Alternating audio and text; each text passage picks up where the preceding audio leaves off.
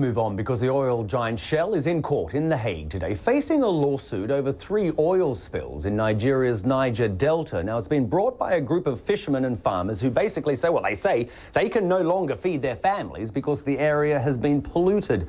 Shell says the pollution was caused by oil thieves and that it has cleaned up its part in that process. Well, Tommy Oladipo is our correspondent in Lagos. He says twice as much oil, listen to this, twice as much oil has been spilt in the Nigeria Delta than was spilt in the Gulf of Mexico. A lot of environmentalists have complained that this scenario, what you have here in the Niger Delta, is nothing close to. It's a lot larger than what you had in the U.S. Gulf, yet it hasn't received as much attention as that in the U.S. did. A lot of these people are fishermen and farmers, and they've not been able to carry out, to continue with their livelihoods because the water is polluted, the soil is polluted as well, and also there's the environmental hazard because these people also get their drinking water from there, and all that is polluted, and really they can't do anything. Is there a sense there on the ground that companies like Shell, I mean, and this is not my words, these are words in many reports, basically have double standards? I mean, you know, compared to the spills in Nigeria, compared to any spillage, say, in Europe or America? Well, a lot of people complain that these companies are able to get away with so much, to be able to make so much money from this place, yet not be able to clean up the mess that they leave. And so the people, I mean, some of the Niger Delta people are among the poorest poorest people you find in this country, yet there's so much money being made right from their backyards. And this is what a lot of environmentalists, as well as a lot of these people themselves who live there, are complaining about. They're also saying that, you know, Shell and a lot of these other companies have a huge influence on the Nigerian government, and so the government is not able to put pressure on them to clean up.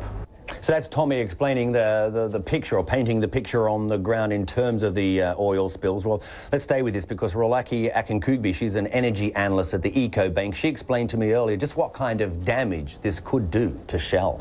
Now, let's not forget, Shell has actually faced a series of lawsuits in Nigeria, particularly, and for many decades now, actually, and we don't often hear about them because many of these are minor cases. This is quite significant. Obviously, there's a whole issue of corporate social responsibility, and Shell currently contributes close to 35% of Nigeria's oil production from its joint venture operations with the government. So it is a major reputational risk, and this is coming on the back of a fine earlier this year by Nigerian regulators to the tune of $5 billion levied against Shell for environmental pollution. So it's a perennial theme which we're seeing time and time again. No, absolutely. I mean, there are other operators, of course, in Nigeria. So I guess the question here is, I mean, could this set a precedent where we could possibly see other lawsuits against other oil producers down there? Certainly, it's certainly always a matter of scale. I mean, the big 5 companies, Chevron, ExxonMobil, BP, they all operate in Nigeria to one extent or the other. There's also an issue on the Nigerian side about enforcement of environmental regulations and the stringency of some of these regulations. And that's obviously a governance problem that needs to be resolved. But Shell will, of course, argue in this particular case that oil theft, known locally as oil bunkering, is a major contributor to many of these spills, as is sabotage and other forms of illegal activity around oil infrastructure in the Delta. But nevertheless, it's a major reputational and PR headache for Shell.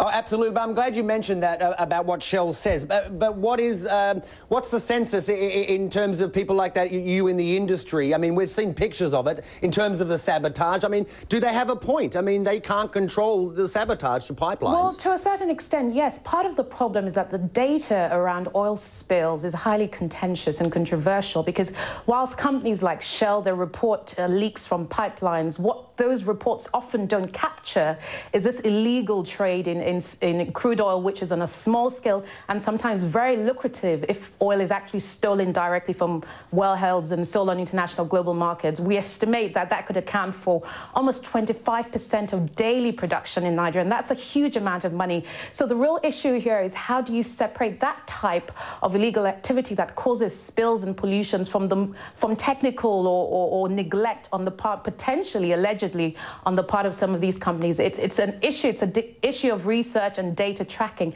and it's extremely difficult in an environment like Nigeria. Just very briefly, Rolaki, while I've got you, can I ask you, I mean, your sense, and again, experts in the industry, the sense of what will happen in this case? I mean, will Shell lose? Well, In this case, I suspect that, I mean, there are many lawsuits which are running concurrently and simultaneously. It's a very big case to try and prove that these spills have been directly caused by Shell over the course of a decade or so. There's three cases.